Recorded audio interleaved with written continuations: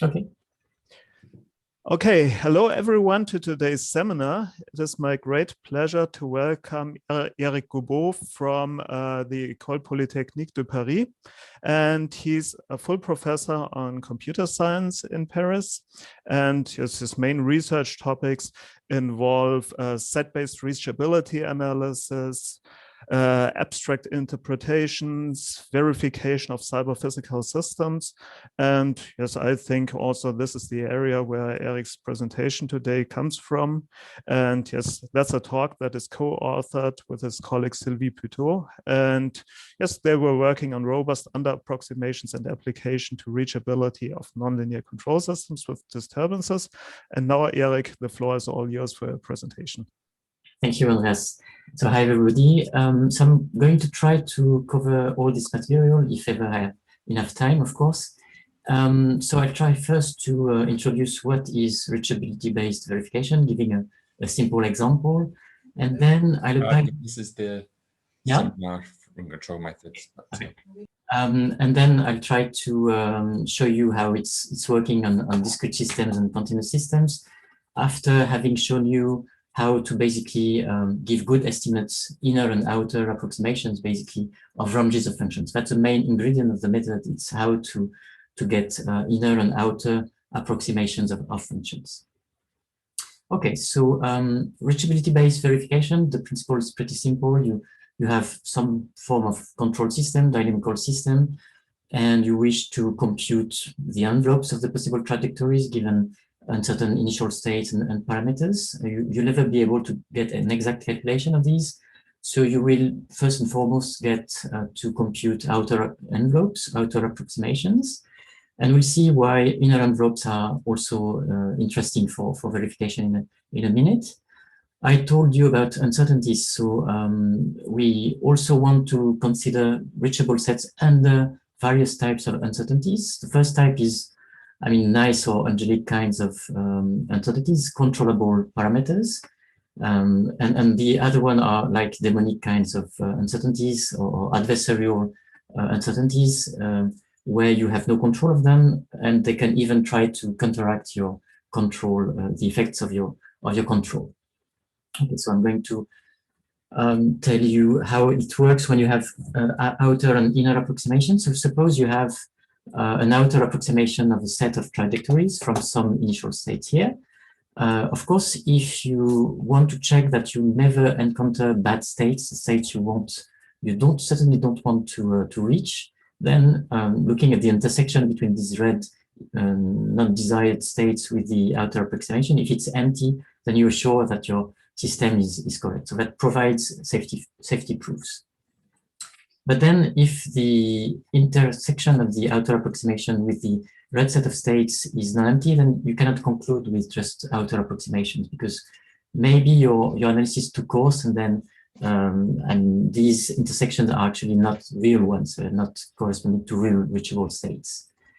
So that's where inner approximations come in handy, because if you had a means to compute this blue envelope within the exterior yellow one, the outer approximation, which is a set of states that are guaranteed to be reached for some initial state here.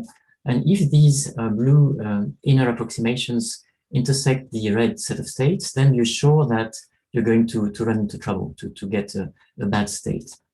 So of course, this is useful for falsification of safety properties. And also, if you compare between the blue region and the yellow region, you'd have an indication about how precise your analyses are. And this helps also in deciding and semi-deciding various properties. I won't mention many other types of properties which are of interest. I can direct you to our paper in HSCC 2019. You can sort of do more intricate temporal logic formulas. As soon as you have inner and outer approximation, you can have negations, but can interpret both negated and positive formulas, as I've shown you. And for instance, you could ask for, imagine you have a control for motion panning. You want to prove that you will always be able to reach all green states while avoiding the red ones. Then inner approximations are useful for saying that you can sweep across the whole green area, okay? Okay, but then you generally don't have an exact model, of course, and you have many parameters which are just known within some bounds. And we need these notions of robust approximations. So this slightly smaller sort of blue flow pipe is supposed to represent here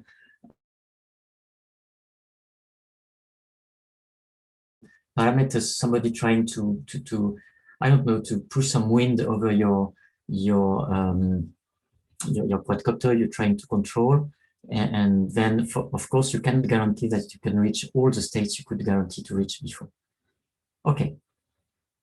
So let me get a bit more formal now. Suppose that you consider a continuous dynamical system, such as this one, x dot is equal to f of xu, u being a set of parameters, whether controllable or not.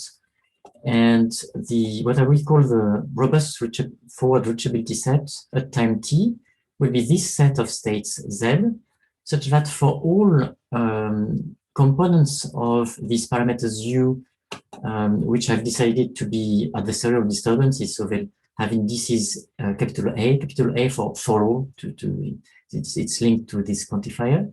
For all UA, there exist some components of the U signal which I've decided that are controllable, and there exists an initial state such that Z is in the flow of the dynamical system at time t from Z0 with these signals. So of course, these contain definitions, also classical definitions of classical maximal reachability. If you have only controllable parameters, then you have a wider reachable set. So it corresponds to having no disturbance. And it corresponds also to the well-known minimal reachability set, where you have no controllable disturbances and you just have only adversarial disturbances. So I refer you to this paper by Ian Mitchell, for instance, on these definitions. We'll try to cover very quickly also time-dependent inputs. So these sets might vary a long time. There's also, of course, other notions of robustness. You can invert for all there exists. You can find in the literature very interesting reachable sets where you would like to have one control that would stand the adversarial effects, whatever it can do. And it's currently ongoing work. We're trying to write a paper on this for later conferences. Okay, so now, of course, these reachable sets are not computable in general, so we will try to compute inner and outer approximations precisely and efficiently. And let me jump to conclusions. That's probably bad to do that, but just for you to be entertained a little bit before the more technical part. So this is an example which is in our recent CDC paper and in this journal corresponding joint paper. So suppose we take a very simple Durbin's vehicle with the constant velocity v. We control just the heading by small a, and we have disturbances b1, b2, and b3. And let's say we want to compute not the forward reachability set, but a backward reachability set. So, but it's going to be computable with the forward reachability set for the inverse flow.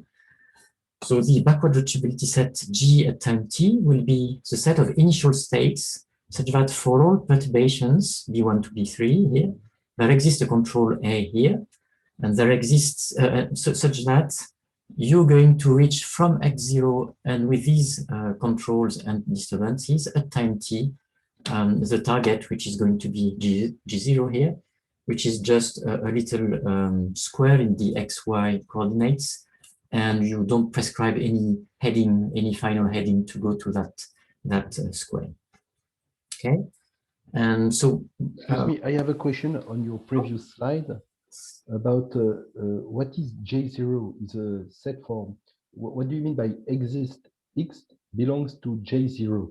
Yes, so it's just, so I didn't say it that way. It's a formal way to say what I said. So it just says that you want to look for the initial states that are going to go ultimately to something in the target set, okay? Whatever disturbance is, there is the control so that you're going to get to to this target set, right? Okay, so it's not the same X as okay, it's a terminal state. Yes, it is a terminal state. And I wanted to know also if the order of the quantifier is important in your approach, or because here you have for all first and after exist. Yes, the order is important. Yeah. So the order is important. So we were currently writing down some stuff. I mean, it's been waiting for 1 year, but I hope we can release that sometime. So we have good ways. I hope it has to be asserted on real examples to consider general alternation of quantifiers, and in particular, we could revert there exists for all. But then you see, I mean, there exists for all gives much smaller reachable sets in general. I mean. But so I just treat today this for all there exists. If I want to treat there exists for all there exists, actually that would be that sort of things I would like to treat first. I would need a bit more time, and I haven't done that for today. Okay, thank you. Thank you. Okay, so just to have a physical image of what we can hope for, let's say, I mean, the dynamics of the dense vehicle, we just ask to go to this green region, just small square, with whatever headings we want, modulo 2 pi. And so if you are heading, I mean, if you start from, so it's bounding time reachability, so I can't look for places very far apart from this green zone, but if I look at a little square in blue here, with the right heading towards the green terminal zone, then of course I don't have to control anything, and this will be easily reachable within some time. If I have a slightly different heading angle, I will be able to get back to the green zone by using my heading control, of course. So you expect to have, for some bounding time, some region for that heading minus pi, which is some sort of square region on the right of the green zone. If you start with a heading around minus pi over 2, then you expect to have some zone here, etc. When you have disturbances on the heading, so you have a little cone which will act adversarially on your control, and you're expecting to have a much smaller backward reachable set, which is like more triangular somehow, because you will only be able to get to the green zone if the adversary doesn't have so much time to sort of get you, get you to some other route far away from the green zone. And that's indeed what you're going to find with the implementation of the method I'm going to tell you about. I have the heading here and the positions X and Y. This square, the cylinder with square sections, just the PX, the target state. And so if you start with heading minus pi, which is around here, of course, you will find all these blocks going towards within less than 0.5 seconds to the terminal states in the center. If you're starting with around minus pi over 2, which is around minus 157, then you're around here, and you see you're going to have all these states coming to the target state. So it's normal you have some sort of helix shape around the terminal states. So this is with no disturbance. When you have disturbances, if you try to see what would be the robust inner approximations, the states which will be guaranteed to get to the central states, target states, whatever adversarial disturbances you will have, it's much smaller, as I told you. It's more like triangular form and short, closer to the center of the target states.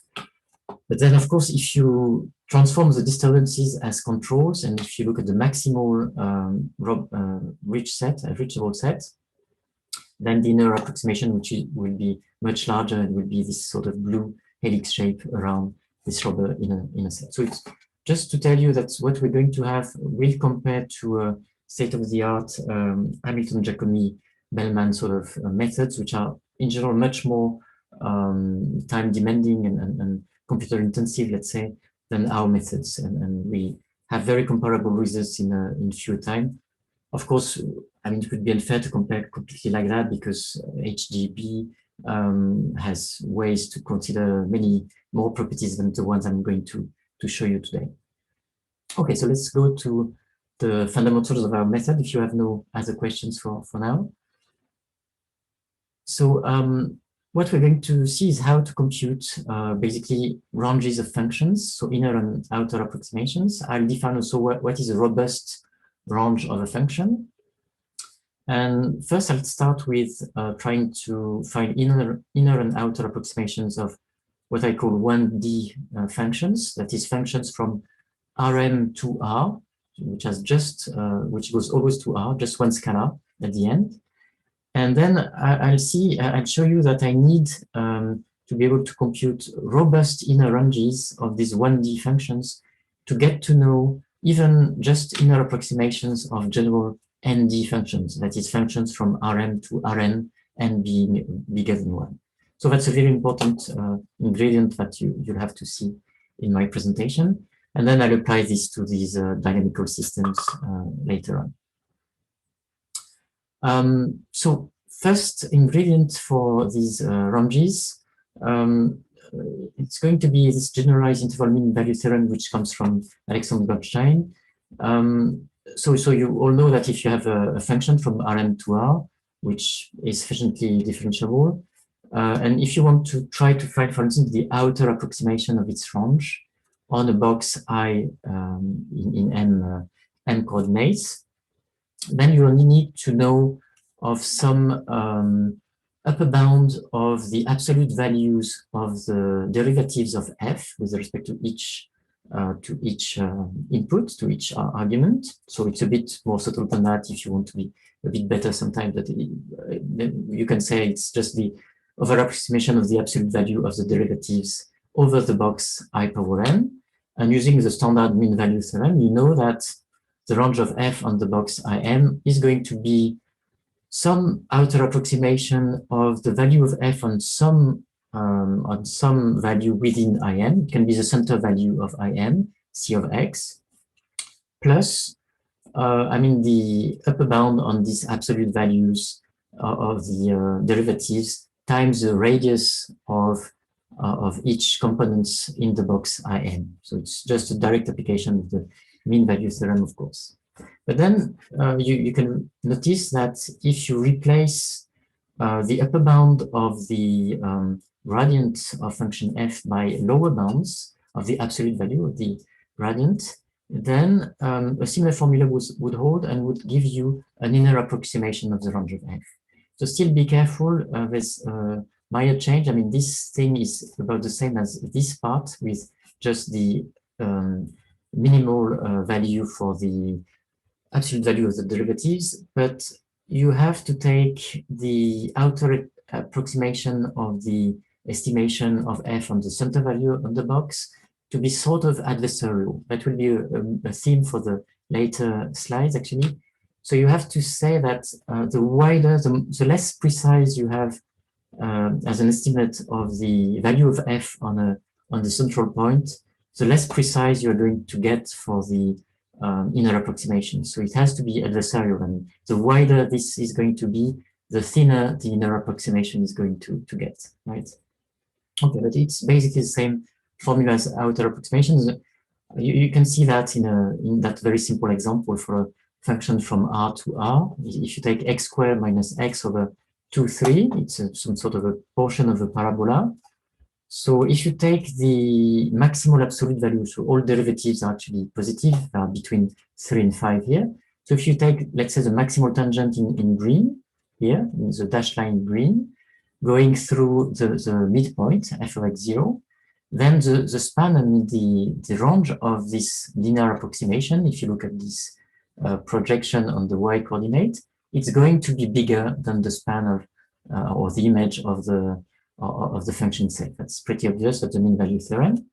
And you can see that our formula works. You have the center value for f on 2.5, the center value, which is 375. I have the maximal value of the derivative, which is 5. The radius of my input is 0.5, sorry. So 5 times 0.5 is 2.5 times minus 1. And that's going to be this outer approximation, 125, 625. The real range of f is actually f of 2, f of 3, which is 2, 6. So it's not so good. It's quite all right, let's say. And then what is easy to see on that picture is that if you take the sort of lower tangent going through the center point f of x0, the red dashed line, so you take the minimal absolute value of the slopes, which is 2. Now the span in red of this linear function within interval 2, 3 is going to be obviously within the range of function f. This has to be proved, but it's obvious on this picture, of course.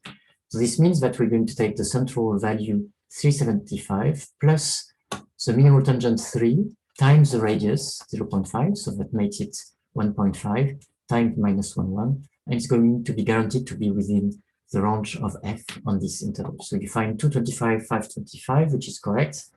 It is quite all right. Okay, so this is going to be generalizable, and it's partly in HSCC 2019 and in this paper in CDC. So let me just give you not a proof of that, but just the vague idea about how it works. So first, I have to define what is a robust range of a function. It has no obvious meaning. So let me take a scalar function which has 2 arguments, w and u. W will be a disturbance, and u will be a control, let's say. So it's going to be, this function is going to be instantiated to be u squared minus 2w. And I'm supposing these disturbances and controls are all within 2, 3. And I'm defining the robust range of f to be the set z of z's, real numbers, so that for all disturbances within 2, 3, I have a way to take an argument for u between 2 and 3, so that z is equal to f of wu. So you see the relationship with the robust reachable set I have been defining at first. We're going to of course, use as an f for a discrete dynamical system or continuous dynamical system, the flow of the dynamical system along time as this function f. But let's start with the general f. How will that work? First, if I'm looking at disturbances, I just need to understand what I've been doing with the mean value theorem before. I just need to see that a disturbance, if I look at the sensitivity, the first order sensitivity to the disturbance, so the gradient and the minimal absolute value of the gradient of f with respect to the w arguments. And somehow this adversary w is going to try to shrink down the outer approximation of light function by this amount, which is the minimal absolute value of the gradient with respect to w times, or scalar, if there are more arguments than just one, times the radius of each of the components of the disturbances. Inversely, if I'm looking at inner approximations, the disturbances will be trying to widen maximally the range, so that to decrease the inner approximation I can actually get by this amount, by the maximal sensitivity with respect to the disturbances, right? And dually, control will act positively on the range. So if you want to compute the outer approximation, as you know, you are going to widen the outer approximation each time you have a control variable u by this amount, by the maximal sensitivity with respect to u times the radius of the corresponding interval. And similarly, for the inner approximation, for controllable inputs, you're going to do the best you can do when you want to be guaranteed inner approximation. So you're going to take the minimal absolute value of the gradient with respect to u times the radius. Okay, so that looks like a recipe. It can be formalized. I will spare you the details. But this adversarial and sort of angelic kind of or controllable sort of ways to see parameters is quite convenient, and you can make sense of this. So let me just give you a simple example, still on that function. So I'm not playing with the mouse the right way, it seems. Yeah.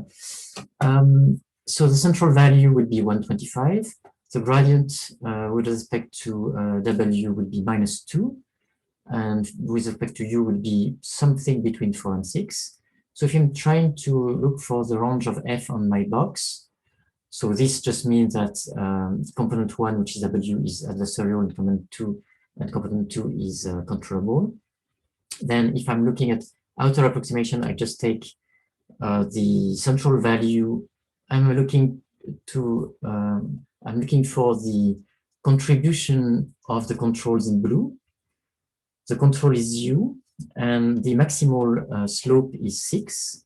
The radius is 0.5, so it will contribute at most by as an interval -3,3. So I have to add for outer approximation this blue -3,3, whereas the adversary it always counts for -2 or 2 in absolute value times the radius, so it always counts for 1, but then you have to count it adversarially. So instead of widening this interval by -1, 1, you're going to add to the lower bound 1 and subtract the upper bound by -1. It acts adversarially to shrink the interval. It's a difference of intervals, let's say.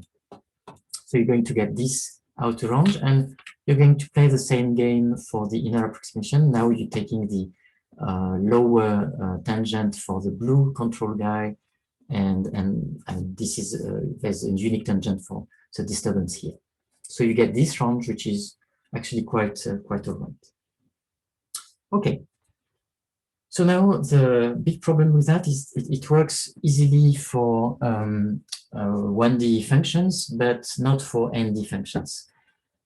Of course, when you are looking for outer approximations, you can always outer approximate each component of a function separately, and then the box, which is the product of these intervals, will be an outer approximation. It's no longer the case with inner approximations. You cannot guarantee that you always have a box made of the projections of the range of f within the range of f, and the function might be quite different. And you can see that also if you look at this alternation of quantifiers.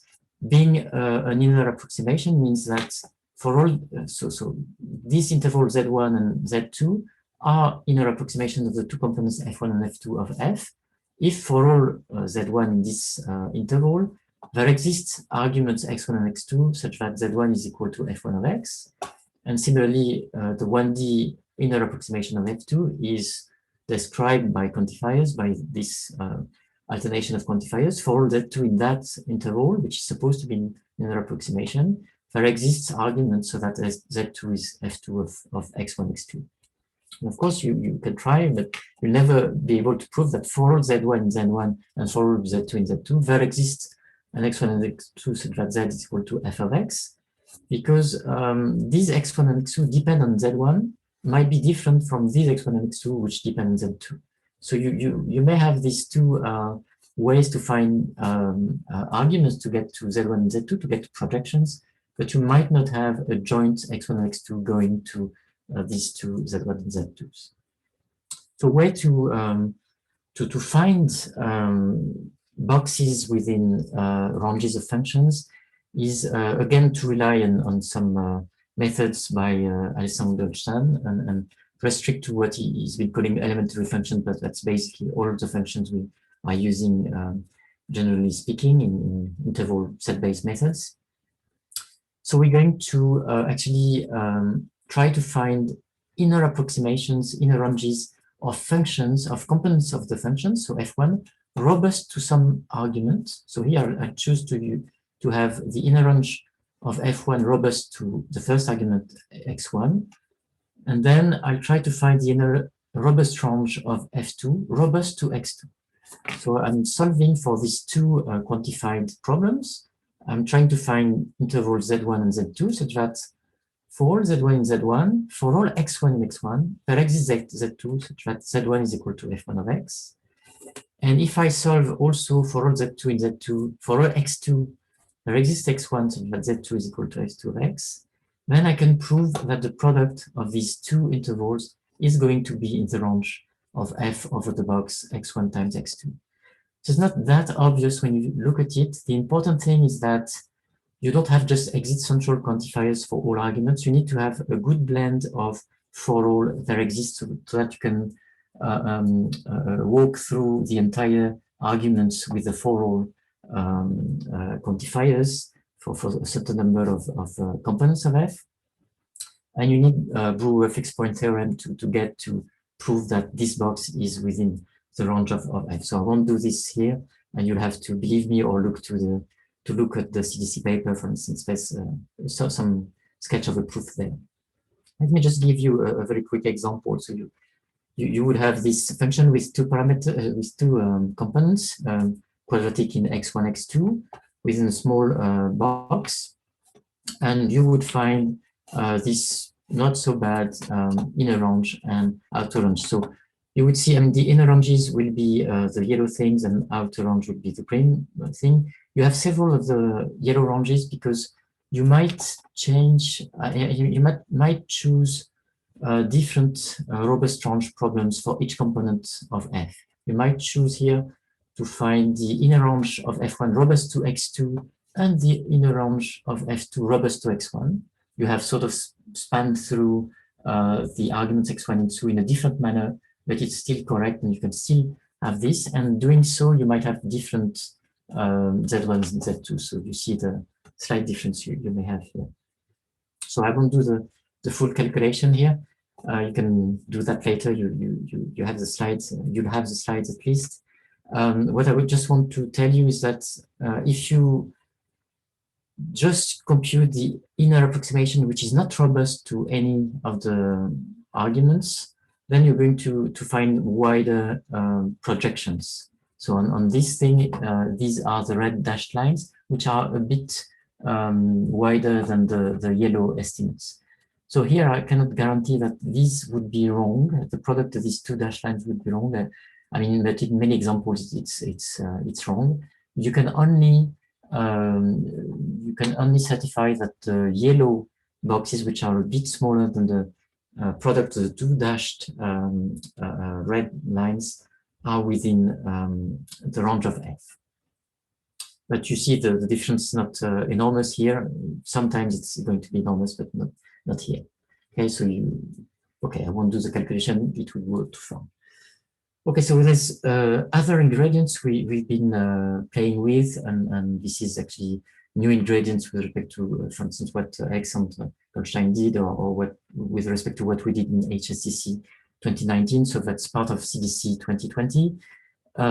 So the problem with this generalized mean value theorem is that it just depends on how you count things. It's just zero of order 0 or order 1, let's say. Okay.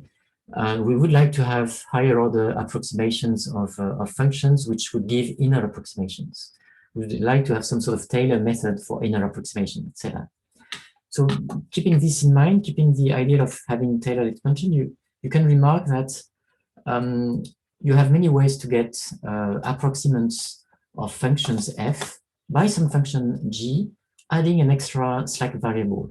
It's the case with Taylor approximation. You just write that function f on x, which is wu, is some function that you like polynomials on x, plus a remainder term, which is more fuzzy in some ways. You don't know as well, because it will depend on an extra parameter, which is just bounded. In the case of the Lagrange remainder, it's this psi within x0 and x. But still, there exists psi such that f of x is equal to g of x psi. So this is what this alternation of quantifiers and equality means. It applies to Taylor expansions. And you can prove that, for instance, any under-approximation of the robust range of G with respect to W and to psi, this extra parameter you cannot control in some ways, is going to give you an inner approximation of F.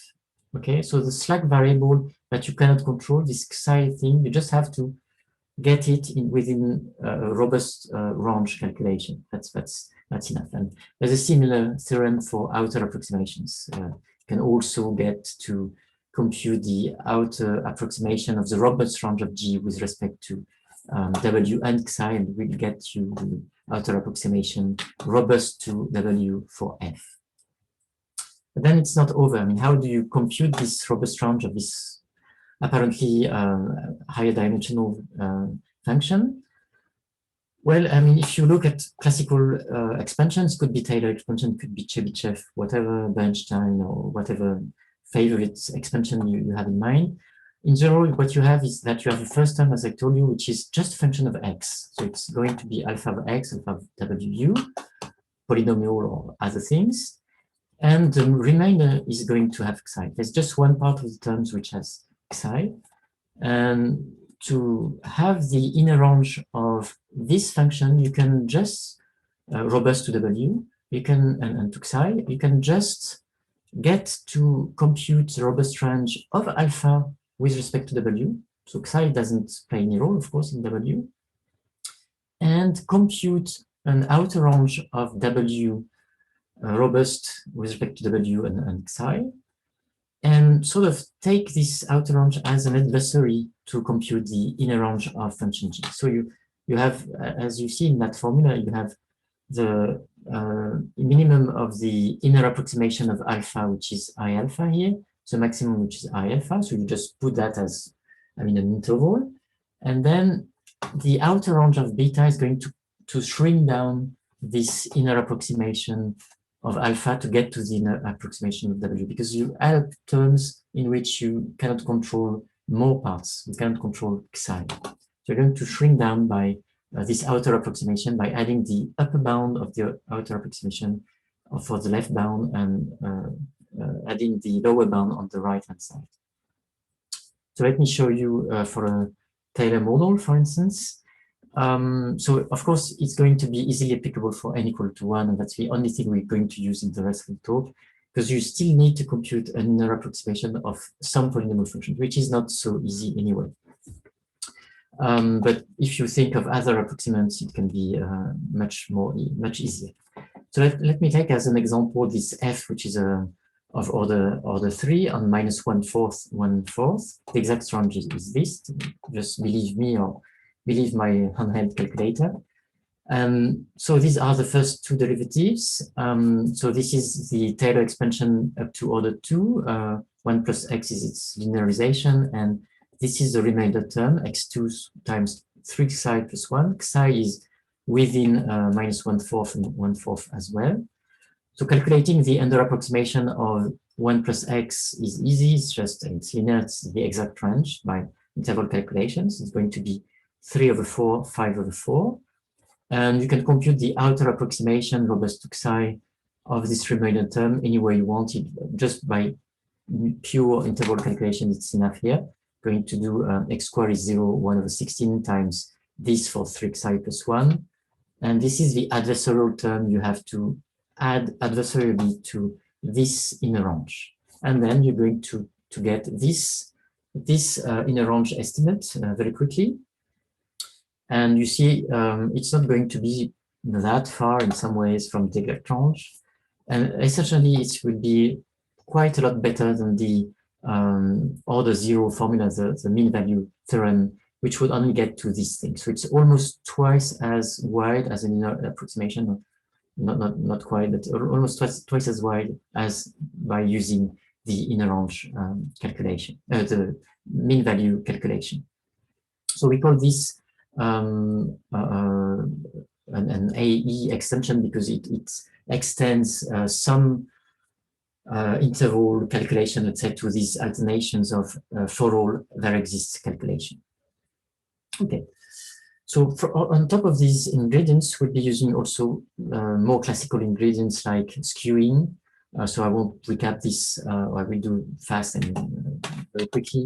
So of course, if you have a way to find a non-singular matrix, so if you, I mean, the problem is that if you always want to find an inner box within a range, you might, I mean, have difficulties. And if you are allowed to change coordinates a little bit, then you might have an easier way to include parallelotops within the range of a function. And so if you have a non-singular matrix, you can use whatever non-singular matrix as a change of coordinates and try to find an inner approximation modulo this change of coordinates. And you will get by inversion the right shape for the range of f. So you see that for this simple 2D function with which is quadratic in each coordinate on this small box, If you don't use skewing, that you will find an empty inner box with mean value. Don't remember with the Taylor method, but at least with the mean value, it will be empty. But if you use as skewing matrix the classical center of the gradient matrix, which here is non-singular, then you would find the yellow part, which is a parallel top, within the exact range, which is estimated here by sampling, which is in dark here. And the outer approximation would be included. So it would be quite good, okay? Also, another sort of quite classical ingredient would be to subdivide. I mean, interval arithmetic, you sometimes want to subdivide to refine locally the estimates of functions. But I won't be talking much about it because it seems classical. I just want to draw attention on the audience to the fact that subdivision will not work as such for inner approximations, because I mean, outer approximations, it's easy.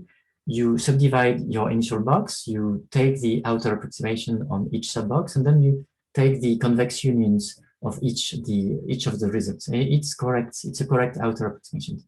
But of course, if you do so for inner approximation, there's no reason why the convex union would be an inner approximation, right? So we have to find some other thing. And if you think a little bit, then you see that, for instance, for the mean value theorem, I mean, you could use the mean value theorem as you used to use it, but you can also use it as the integral with the integral form. There's the integral mean value theorem, which just tells you that a function is its integral of its derivative if it's sufficiently okay, let's say. You can take derivatives. And so basically when you're doing a mean value theorem, you're just using the integral of the gradient, and you're taking mean and max of the gradients to sum correctly to find mean and max of the function, right? But instead of taking unions of sub-box, what will work within an approximation is quadrature formulas for this integral. So you can sum up contributions of the gradient over sub-intervals, over sub-boxes, and this is still correct for inner approximations. So basically, you will start with an inner blue box on which you will use your inner, for instance, mean value estimate of the range of function f. And if you want to go to a wider red box, then you will add the contribution of the new range of the derivative on the red part. So you will count, you know, the contribution of the estimate of the derivative on the blue part plus the contribution of the derivative on the red part, plus on the white part, plus on the black part, etc. And that works for inner approximation contrary to subdivision. So you can find probably many quadrature formula will just be something simple enough for now. Okay, so quadrature, just to tell you what it will get you to. Again, a quadratic two-dimensional function on this little box. If you're doing skewing without partitioning, so the over-approximation is going to, so there's a lot of green here. So it's going to be the outer light green sort of parallel top thing. But the inner approximation will be empty, even with skewing, right?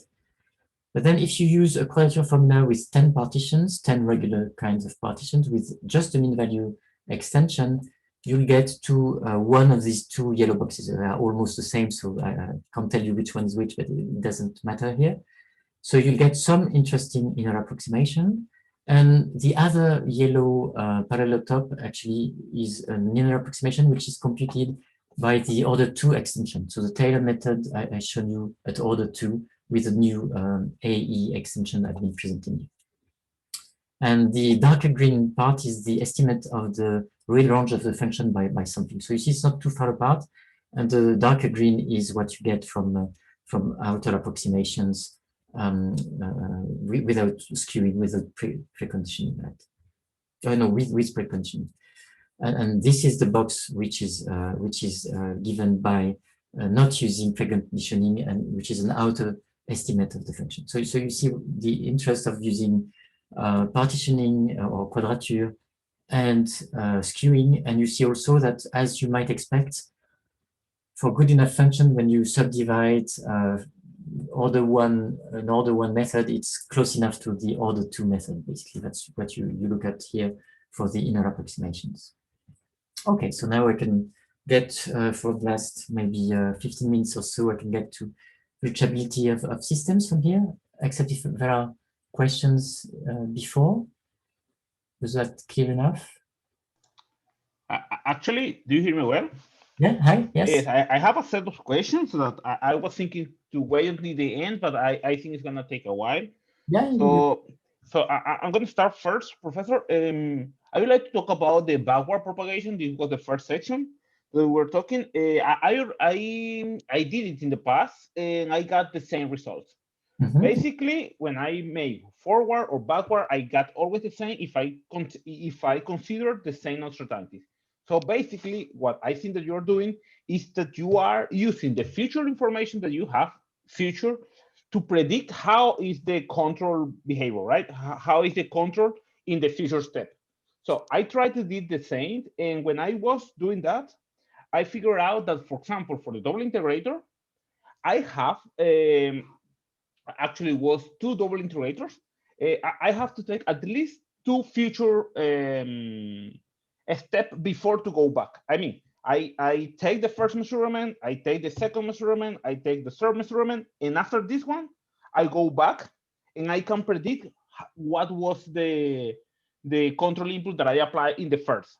Because now I'm assuming that I know the future, and of course, if I know the future, I mean this small sense of future, I'm gonna be able to reduce this set. And I think that this is what you're doing. So if you're doing this, first is how do you define how many steps you have to go forward to before to go backward? I mean, because you have to receive information before to go back. I mean, you have to define, if I receive some measurements, I need to get some, I cannot, I don't know what is the control input that I apply. Yeah, I just received. I must say I don't do that in that example. I mean, I don't try to find to shrink or to do some controller synthesis. I don't try to go like forward and backwards a number of times to see how I can reach and reduce the uncertainty and controls, for instance.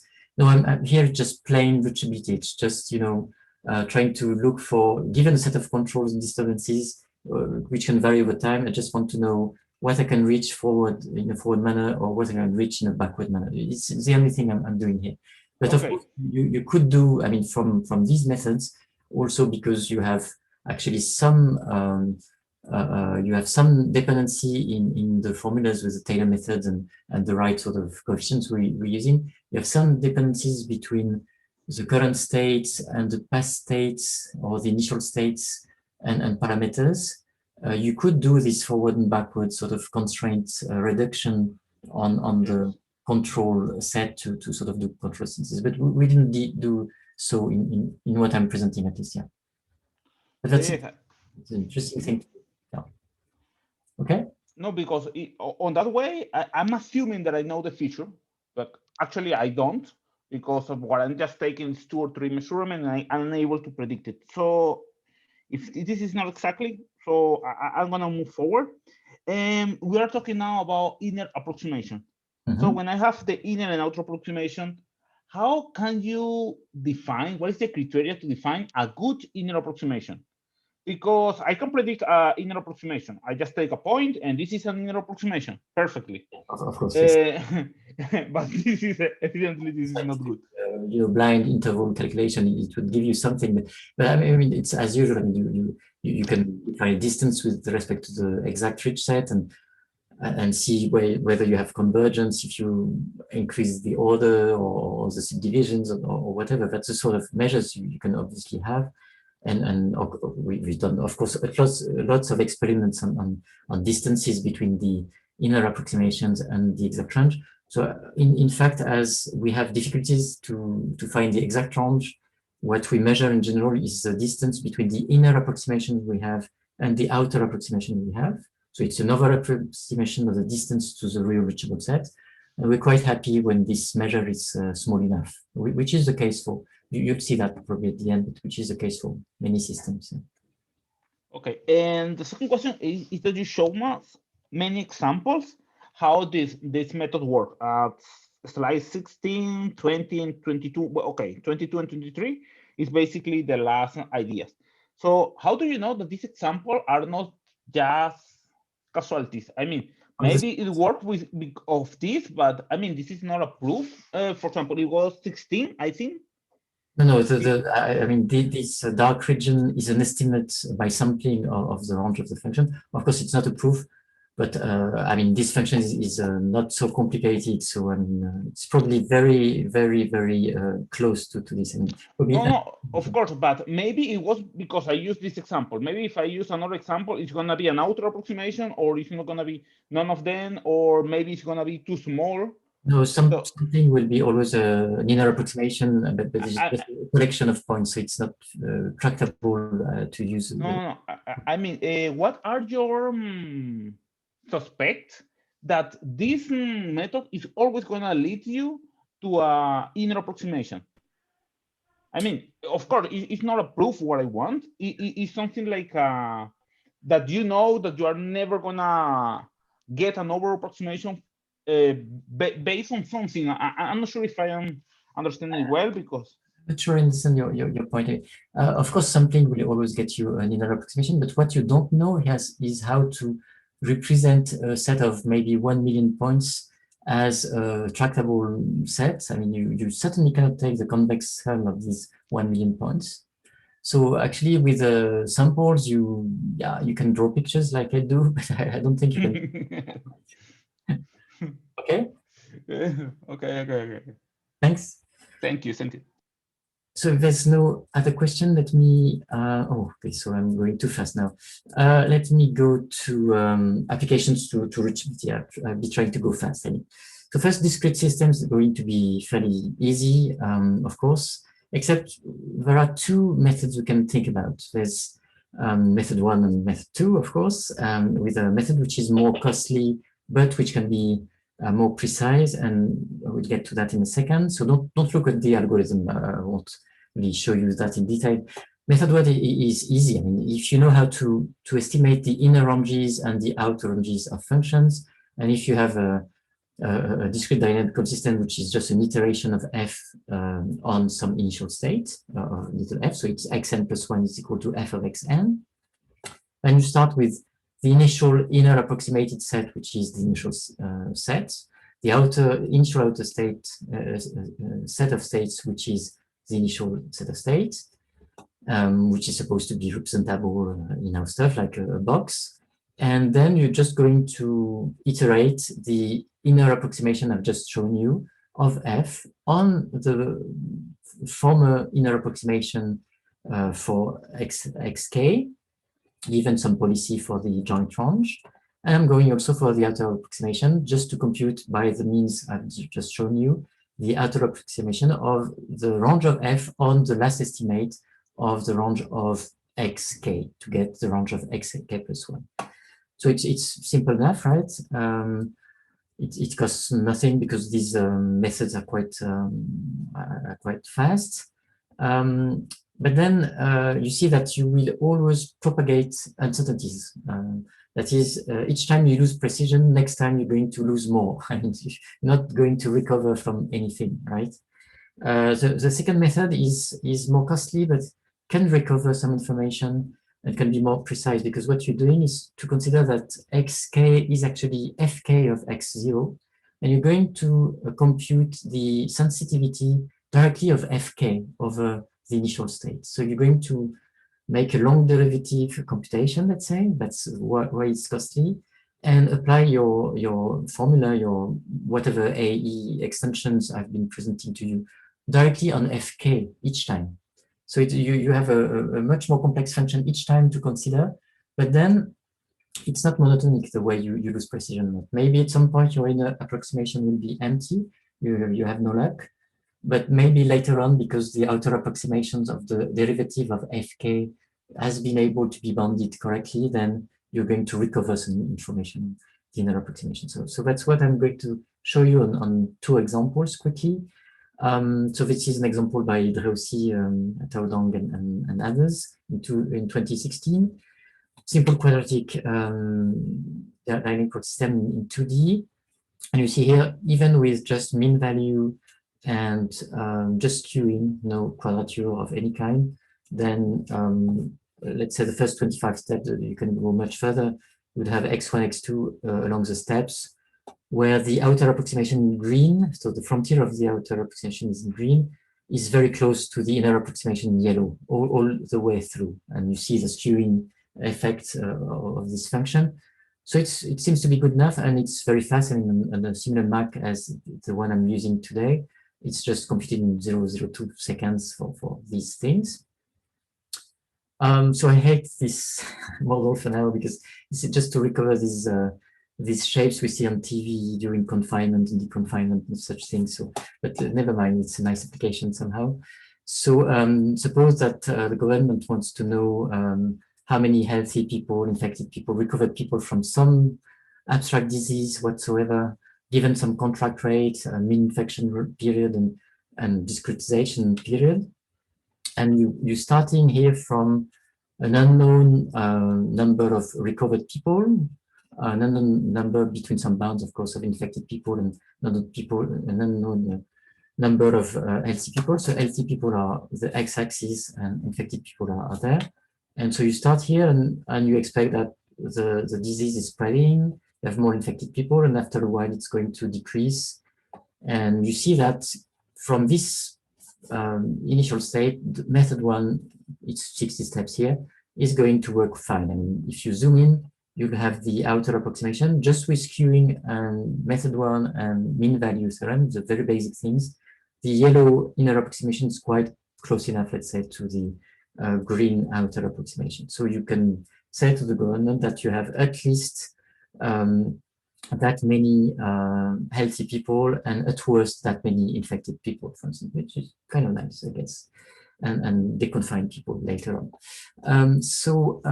Algorithm 2 is actually the only one, that's why I'm looking at this example, that would find a non-empty tight approximation, a non-empty inner approximation, when you start with the knowledge that you have nobody, so X3 is the recovered people, nobody had recovered. It's really at the beginning of the pandemic, and you have still the same number of small intervals for healthy and contaminated people, but you had no recovered people. And having this sort of singleton set for X3 makes it much harder for method one to find inner approximations, non-empty inner approximation or non-singleton inner approximations. So, so here you find with method 2 for X1 that you have more and more, less and less healthy people because you don't count those who recovered. So those who recovered are these ones, almost everybody has recovered. And these are the ones who have gotten ill, and there are less and less of these, of course. Okay. Okay, so I won't go through everything. Honeybees, I can't even tell you what these bees are doing. But you see that algorithm 1 would be quite fast, 1.7 seconds, but for 800 steps of computation, but rather imprecise, and the inner approximation will not be so good. Whether the second method for even 1,500 steps will be very tight, actually, even tighter than the method by Dreusin and Dong and others. And it's faster than their method, but still it takes much longer. The method 1 takes 57 seconds, or twice as many iterations though, but still it's much longer. Okay, and let me finish now by reachability of continuous systems. So now I have to tell you a few more things with respect to discrete systems. Of course, now I want to apply my range computation to the flow of my differential equation, so phi f. But then it's a bit more complicated. I remind you, I need an estimate, an outer approximation. To get inner approximations, I need an outer approximation of the image of some initial condition by the flow map. So I need to run already some outer approximation of the flow map, flow pipe. And then I need also an outer approximation of the derivatives of the solutions with respect to all parameters, including the initial states, so which is called the sensitivity matrix here. So it's good for us. I mean, the sensitivity matrix, you have the variational equations. They enjoy also a differential equation, and you can use also whatever method you like for guaranteed integration. And we'll use here a combination of Taylor models and affine forms to get to better relate coefficients of the Taylor model in time with the parameters you have. And sometimes we'll use skewing and quadrature. So I won't remind you of the Taylor method for outer approximations. You just tell you that we, of course, use symbolic derivatives for finding the polynomial terms. And you have to be a bit more careful. I won't have much time to tell you that, but these Lie derivatives, if you have if you have time varying controls, you have to be a bit careful with these Lie derivatives. There won't be exactly these things, and far in the slides later on, but I won't much comment on them. And you use also Picard iteration to get to the estimate of the Lagrange remainder. And what we're going to do is, of course, to do that for the variational equations and for the estimate on one central parameter. So this Z tilde is going to be the outer enclosure, outer flow pipe for some period of time, for some interval of time on some central value of the solution of this ODE. This Z within brackets is going to be the outer enclosure of my solution, my flow pipe, my trajectories, and this J within brackets is going to be an outer enclosure of the Jacobian with respect to all initial states and parameters. And then you can use whatever mean value extension or more general extension theorems with robust estimates. This is not robust here, but never mind. To derive the inner approximated flow pipe. So let me just give you an example. I won't go through the precise calculation, but just to show you how it looks like. So this Z dot equals to Z is the exponential. So over a time period of 0.5, this is going to give you this gray region if you start with initial state between 0 and 1. And if you want to do Taylor expansion up to in order to remainder, so basically you linearize the exponential. So what you'll get is easily a Taylor model for the solution set starting with any value Z0, so it's here, which is going to be Z0 plus Z0t plus Z0 over 2t squared by Taylor expansion. And you can get, plus the rough enclosure of Z over time 0.5 of the solution here for the remainder. And you can easily find that the rough enclosure is going to be 0.2 by just Picard iteration. So you're going to get this Taylor expansion for the solution on a given initial state Z tilde 0.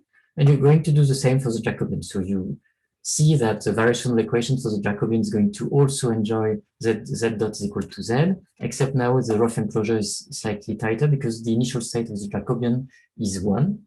So you're going to get this rough enclosure for the Jacobian, but for the rest, it's the same sort of expansions. 1 plus t plus, now it's a bit thinner, 0.51 t squared.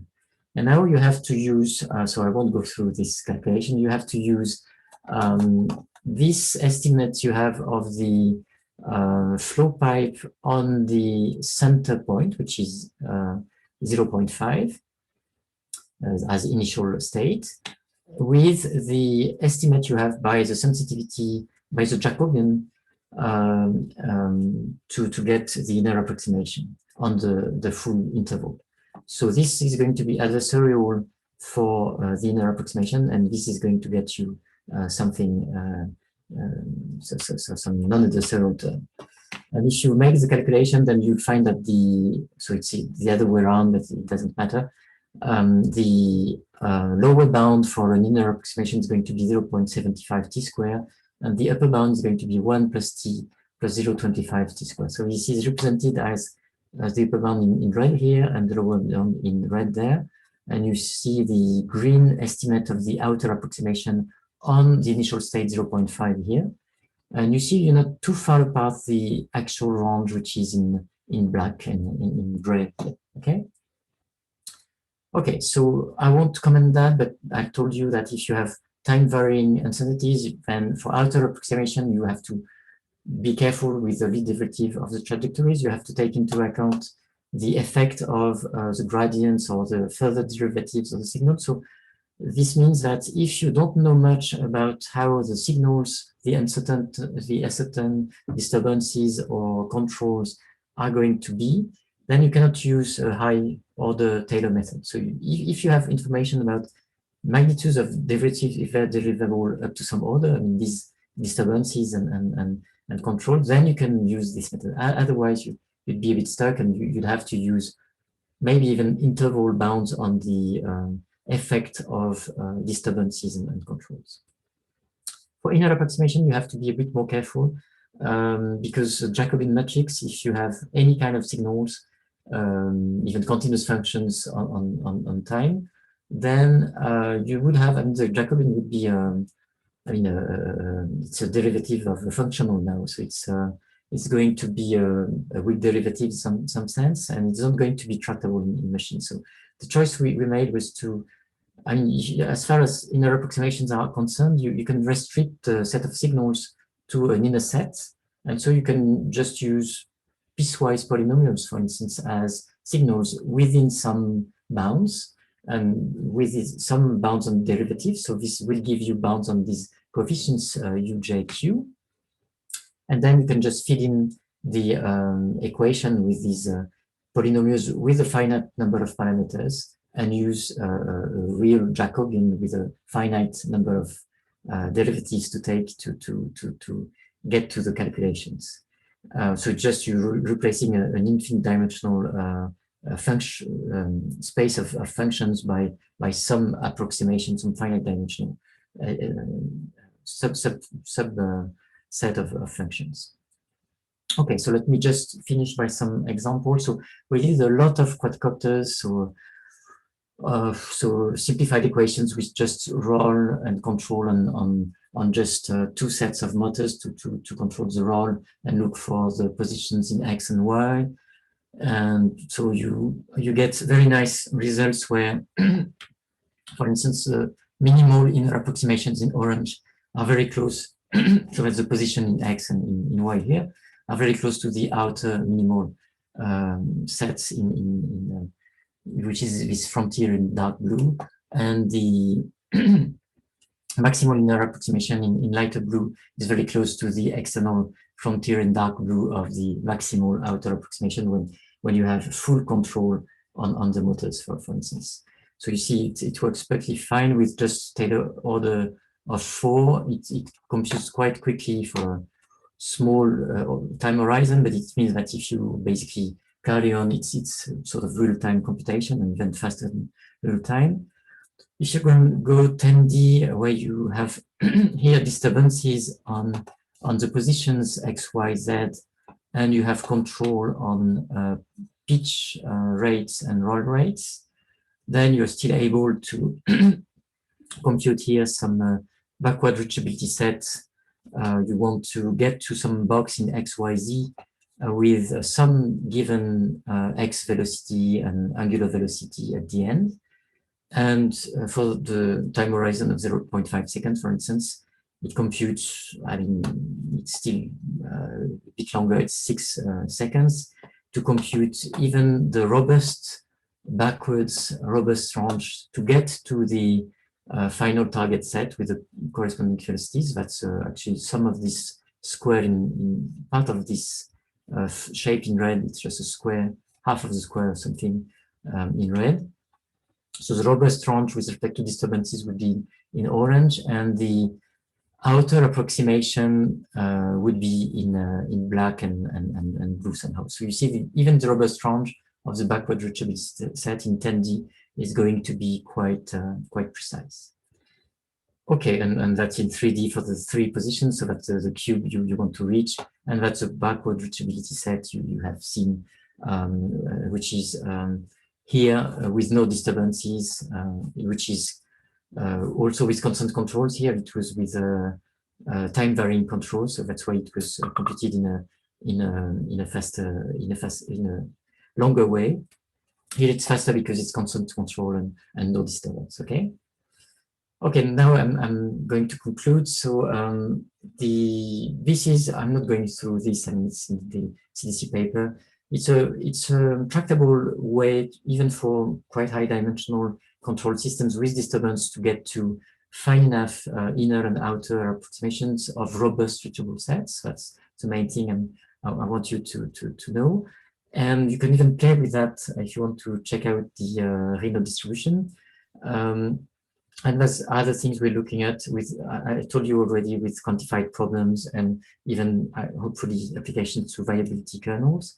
And also we are contemplating the idea of getting back to more hybrid and like bigger differential equations that we already touched upon in CAF 2018 for these general applications. Okay, thanks a lot.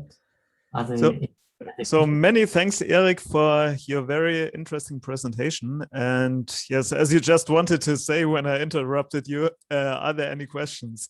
Yeah, thanks. Sorry. Yes, it's your role. Yes, of course.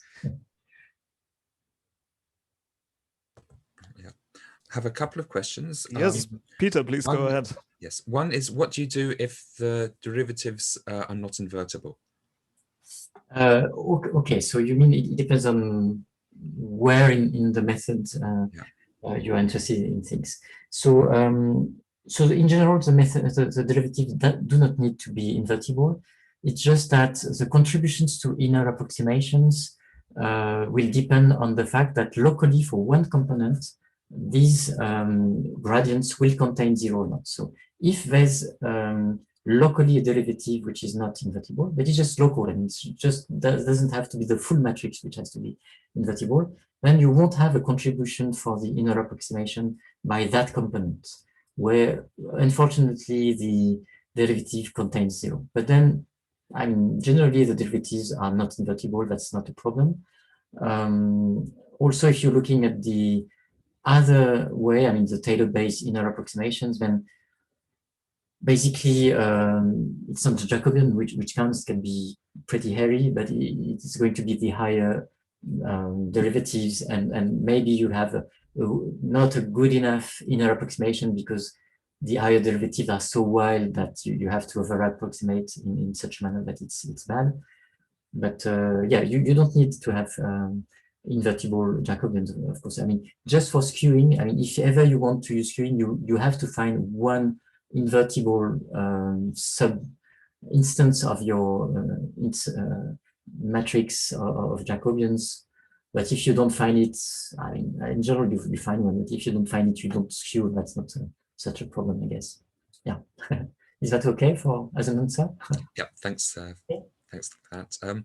Yeah, my other question is, for a lot of reachability problems, it suffices to get an epsilon over approximation to the reachable set, so you know how bad you are as an over approximation. Can these techniques also be used to do this? Yes, I mean, you're right. There are ways to, you know, to have also the derive inner approximations from if you know some distance between your estimate and the real thing. So for instance, if you have some Bernstein expansion, you have bounds on the distance between your Bernstein-based outer approximation with polynomials. So yes, you can use such things. We have been thinking of comparing or using such things. I don't know how they really would relate. I mean, it's in general not that easy to find these bounds from some given outer approximation technique. What I tried to convey today was that we had some sort of very simple background type, you know, well, very simple, you know, like Taylor model, like outer approximation, you know, scheme, but for inner approximation. So you could just use the same sort of machinery with which is not very expensive with respect to Hamilton-Jacobi-Bellman equations, for instance, to get to very good inner approximations, even robust to some arguments. Okay, yeah, so thanks for your answers, and also thanks very much for a very nice talk. Thanks a lot. Thank you. Okay, do we have any further questions? Yes, it's Didier. Yes, please, Didier. Thanks, Eric, for the nice talk. I was wondering, in terms of convergence guarantees, these reachable sets, they can be pretty nasty. They can have, I mean, not even integer dimension. And so what kind of convergence guarantee do you get? Which metric do you measure convergence? And yeah, what's known about these yes, guarantees? That's a very good question. That's something which is of great interest also to us, where we have very few answers. So of course, there was a part of this question already. It's not difficult to get a measure that you want to. Well, you have many kinds of measures you can think about, but you can easily get at least one measure of convergence you may like to study on these problems. So if you have nice enough functions where, I mean, you can suppose that, for instance, locally, for instance, you can always apply locally for these functions the wrong theorem, it's local invertibility, so that locally you can always map something of some dimension k less than n that you can measure. So if it's filled in in some dimension locally, I guess you can use some pretty obvious measures of distance, and you can probably prove some theory bounds on convergence. For instance, given even the mean value inner extension theorem, using enough subdivisions, you should be able, for such nice functions, let's say, to show that the distance to the real range, so the house of distance, is going to converge. This is not really done. What I would like to do is actually for higher order inner approximations to be able to do so without subdivisions, for instance, for nice enough, like, functions which are close enough to their power extensions. But of course, if you have hairy functions where locally, or hairy reachable sets where locally it's like, anything, then we would like probably to use other distances, like some form of measure, I guess, some form of things like that. Yes. Yeah, Hausdorff convergence would indeed be okay if the set to be approximated is regular enough. Yes. All of that is vague, but can be maybe formalized. But if the set is has no regularity, the best you can hope is convergence in volume, in Lebesgue measure. Yeah, that's true. But I don't know if these methods will provide that. No, I think so. It's really a differential method, so it's really for nice regular functions somehow. But I mean, there have been vague ideas about, we have also these tricks with, these imprecise probabilities things, and I'm interested in sort of, more doing things in the line of what you've been doing, as you know, like what you've been doing with the transport of measures and that sort of things to get to reachability.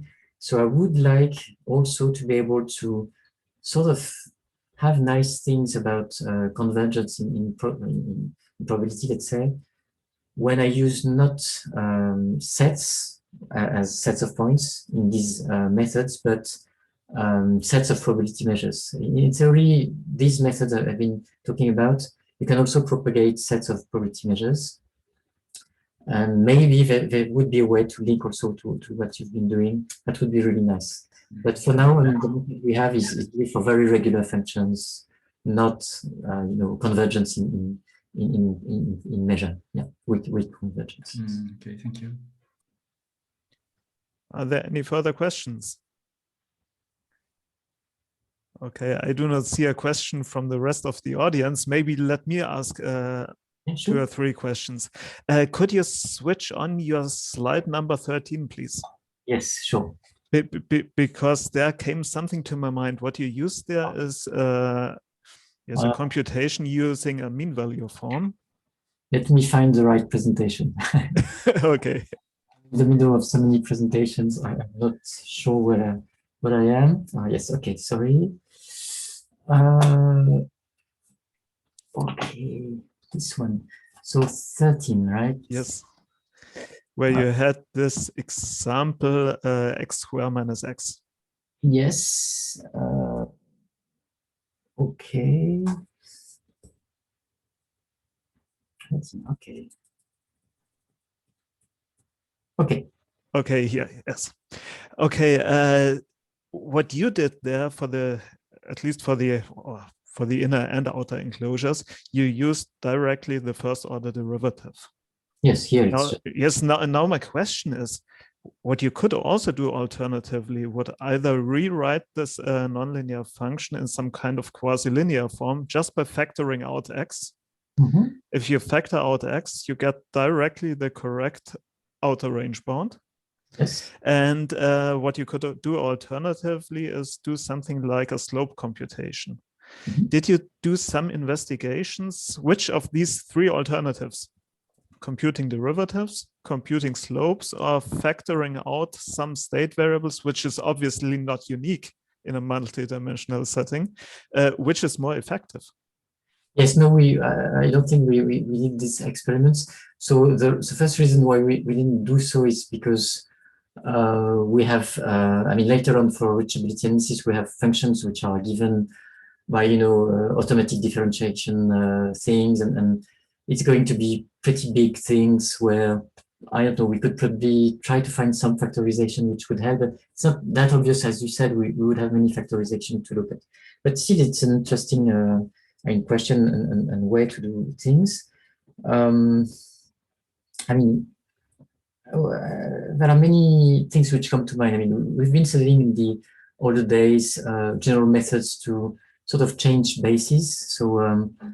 So even for nonlinear functions, sometimes you'd like to say, okay, so nonlinear differential equations. You'd like to say, okay, I have terms x squared and x as my function here, and maybe I should just consider the ODE on the new variable x squared and on the variable x, and maybe get some almost linear ODE from there if I'm lucky, or put some extra terms to have this. So we've been studying this, and of course it's difficult to to find the right sort of truncation, the Kalman and Bailey kind of stuff of nonlinear differential equations. Difficult to find the right change in base. It can be quite costly. We've looked through algebraic methods to look for that.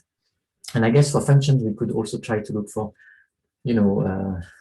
best ways, given some abstraction, basically to compute that function. But so in the interval methods, I guess it's been sort of studied, I guess, function of polynomials, how to get best, ways to interpret that, but we didn't compare.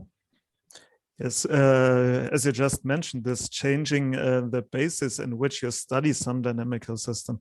I think for at least some part of system models, for example, that can be described by some Hamiltonian formulation, if you're considering mechanical systems, or maybe also using some compartment models in epidemiology, for example. There, the change of coordinates may be quite obvious, because what you could do is you could formulate a set of new state variables in which the dynamics more or less become somehow decoupled. And yes, this would also help you, for example, to reduce the wrapping effect that is obvious from interval computations. As long as you have mechanical systems, you have some notion of energy, for instance, then you have obvious kinds of variables you should look for. Yes, that's right. Yes, and yes, maybe I can send you afterwards a link to something I did, I think 15 years ago or something, with a master student in that former time. And we investigated some kinds of quantification of overestimation using some conservation properties. And these are things like conservation of mass, conservation of thermal energy, and things like that. Oh, it's very interesting. Thanks.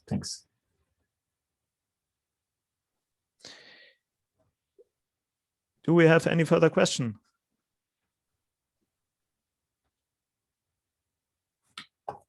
if not, I have a comment to Carlos, since he's still here in the audience. Yes, here I am. Yes, I think part of an answer to your question, how many steps you need to go back in order to reconstruct information, I think would just be computing the observability matrix. Take the observability matrix, or at least the submatrix of the observability matrix for a certain number of time steps. And from that, you can perform something like a subspace selection that tells you which of the state variables can be reconstructed or not. I think okay, no, this is related to the number of time steps that you need in order to reconstruct some of the states. Yes, of course. But in this case, I'm taking, and actually the idea that I'm using is basically, I have an uncertainty in the process in a linear system. You are adding some uncertainty. I don't know what is the set of these uncertainties. So if I know just an outer approximation of them. I just make my forward propagation. I make some intersection and got some reachable set after some sets. My idea is to, after I get some measurements, right? And I should be able to predict, to know what is gonna be the next future control input, even when I don't know them, because I already got what is the output. So I try to predict in order to reduce the control uncertainty that I don't know. So it's a set. It's not gonna be just the normal inversion problem where you got y equal u and we're gonna get the around problem. I mean the turning around problem. My idea is try to reduce the control uncertainties. I mean, my idea is try to reduce the uncertainties that adds to the process. Because if I am able to imagine a system that we have some sample time, and you are just tracking some information, and after 1 millisecond, you got the first measurement, another millisecond, you have another measurement, another one. So we are going to have a delay of 3 measurements, for example, to get a real conservative answer for k minus 3 value. I don't know if I can explain the idea well. Is it? Yes, in somehow I just want to reduce the uncertainties based on the future information.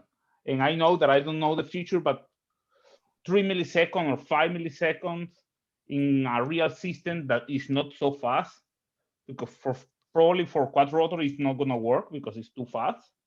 But for a car, autonomous vehicle, maybe it could work.